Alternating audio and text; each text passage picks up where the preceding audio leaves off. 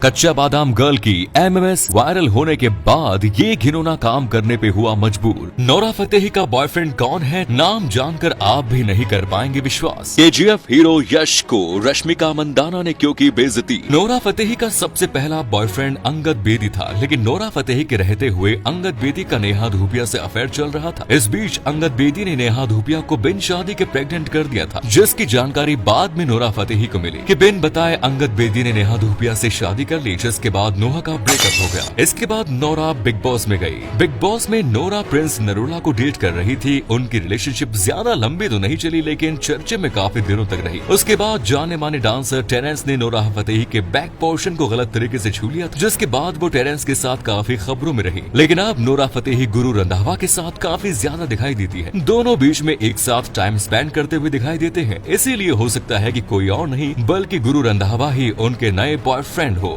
वहीं दूसरी ओर national crush बन चुकी रश्मिका मंदाना को केजीएफ स्टार यश का बेइज्जती करना बहुत महंगा पड़ा। असल में रश्मिका मंदाना ने अपने करियर की शुरुआत 2016 में एक सफल किरिक पार्टी से की थी, लेकिन 2017 में उनका इंटरव्यू काफी सुर्खियों में रहा, जिसमें उनसे पूछा गया कि उनके अनुसार कन्नड़ फिल्म उद्योग में मिस्टर शो ऑफ कौन है। इस सवाल के जवाब में उन्होंने तुरंत यश का नाम ले लिया, जिसके बाद केजीएफ अभिनेता के फैंस द्वारा रश्मिका को अपने सीनियर का अपमान करने के लिए जबरदस्त तरीके से ट्रोल किया गया। सोशल मीडिया पर कई लोगों ने भद्दे कमेंट्स रश्मिका को लिखे। इतना ही नहीं, पुष्पा की श्रीवल्ली को बहुत सी लोगों ने घमंडी बताया। रश्मिका मंदाना को अपने इस स्टेटमेंट के लिए लोगों से माफी तक मांगी। रश्मिका ने कहा था, ये एक फायर गेम था और मुझे सपनों में भी अंदाजा नहीं था कि मेरे इस जवाब का इतना बड़ा रिएक्शन होगा। कच्चा बादाम गर्ल ने लॉकअप में रहते हुए एक बहुत बड़ा सीक्रेट का खुलासा किया था। अंजलि अरोड़ा ने 3,000 रुपए लेकर होटल के एक रिसेप्शनिस्ट के साथ रात भर जमकर पार्टी की। अभी हाल ही में अंजलि अरोड़ा का एमएमएस लीक होने के बाद पहली बार अंजलि अरोड़ा ने कहा कि मुझे नहीं पता ये कौन कर रहा है और क्यों कर रहा है। मेरी पूरी फैमिली सोशल मीडिया एक्टिव है और वो सब भी ये देखते हैं कि सोशल मीडिया पर क्या चल रहा है। अब मुझे समझ में नहीं आ रहा कि उनको ये वीडियो देखकर कैसा लग रहा होगा। अंजलि का एक आकाश सनसनवाल नाम का एक बॉयफ्रेंड भी है, जो पॉलिटिकल पार्टी बीजेपी का वर्कर है, लेकिन अंजलि ने इस बारे में आज तक किसी से बात नहीं की।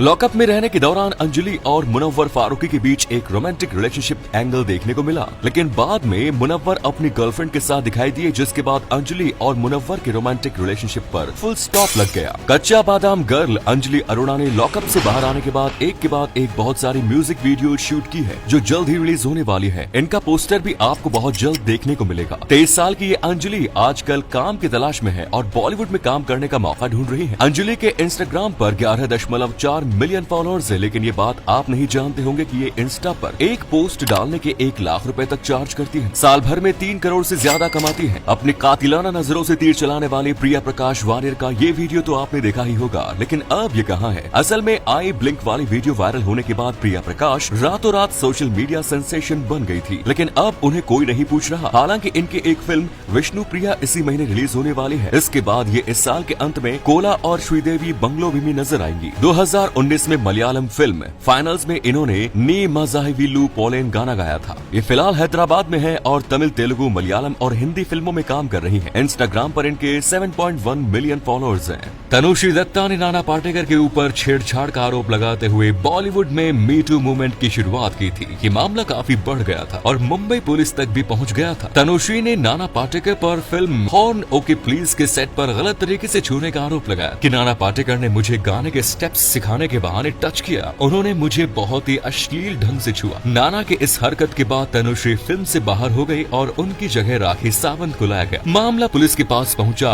लेकिन पुलिस को नाना के खिलाफ कुछ भी नहीं मिला, इसीलिए नाना पाटेकर को क्लीन चिट दे दी गई। शाहरुख खान की film my name is Khan को लेकर शिवसेना ने भयंकर तबाही का मंजर दिखाया, लेकिन ऐसा किया क्यों? असल में आईपीएल में पाकिस्तानी खिलाड़ियों के लिए जाने की हिमायत करने के बाद शिवसेना शाहरुख के film my name is Khan का विरोध कर रही थी, जिसके बाद शाहरुख के फिल्म का विरोध करते सैकड़ों शिव सैनिकों को गिरफ्तार भी किया गया। इतना ही नहीं, शिव सैनिकों ने बहुत सारे थिएटर्स में जाकर जमकर तोड़फोड़ की और लोगों को भी इस फिल्म को ना देखने की चेतावनी दी। लेकिन इतना कुछ होने के बावजूद भी फिल्म को थिएटर में रिलीज की गई। इतना ही नहीं, लोगों के बीच से डर निकालने के मकसद से मुख्यमंत्री अशोक चौहान और गृह मंत्री आर पाटिल के साथ गृह राज्य मंत्री रमेश बागवे ने भी माय नेम इज खान की फिल्म देखने गए। ब्रिटेन में कैम्ब्रिज किंग्स कॉलेज नाम का एक स्कूल है, जहाँ पर शाहरुख खान के बारे में पढ़ाया जाता है। इस स्कूल के बुक में एक चैप्टर है शाहरुख खान, जिसमें शाहरुख की लाइफ के बारे में बताया गया है कि कैसे गरीब परिवार से बिलोंग करने वाला लड़का दुनिया दुनिया का सबसे अमीर एक्टर बना। इस चैप्टर में शाहरुख के स्कूल की जर्नी के बारे में भी बात की गई कि पढ़ाई में वो कमजोर थे, लेकिन इसके बावजूद उन्होंने अपने मेहनत और लगन से वो कर दिखाया जिसे दुनिया नामुमकिन मानती है। ये चैप्टर बच्चों को इंस्पायर करने के लिए इस बुक में डाल दिया गया, जिससे बच्चों को इंस्पिरेशन मिले कि अगर एक गरीब परिवार का लड़का इतना बड़ा मुकाम हासिल कर सकता है तो फिर कोई अपनी जिंदगी को जो चाहे पा सकता है। केबीसी में जीतने वाले को करोड़ों रुपए बांटे जाते हैं, लेकिन क्या आपने कभी सोचा है कि केबीसी में ये पैसा कौन देता है? कि शो के टाइम में बहुत सारे टीवी एड चलते हैं। उस समय सोनी टीवी की टीआरपी हाई होती है, जिस वजह से एडवर्टीजमेंट कंपनीज एड चलाने के लिए ज्यादा पैसे देती है। सोनी टीवी एक बहुत बड़ा चैनल है। बड़े चैनल होने के कारण उस समय प्रति सेकंड के हिसाब से एड की कीमत होती है 3000 से लेकर 5000 के बीच। इसके अलावा सोनी स्पॉन्सरशिप से भी करोड़ों पैसे कमाती है। सोनी टीवी के एड से जो रकम आती है उसे कौन बनेगा करोड़पति के विनर्स को बांट दी जाती है। अक्सर शादी के बाद लड़कियों का वजन अचानक से बढ़ जाता है, लेकिन आखिर ऐसा क्यों? शादी के बाद महिलाओं के शरीर में हार्मोन्स बनते हैं। इन हार्मोन के कारण उनका वजन बढ़ जाता है। लड़कियों के स्लीपिंग पैटर्न्स भी बदल जाते हैं। कई बार वे पर्याप्त नींद नहीं ले पाती और लड़कियों में वजन बढ़ने का सबसे बड़ा कारण यही है। शादी के बाद लड़कियां प्रेग्नेंट हो जाती हैं और प्रेगनेंसी के समय महिलाओं का बहुत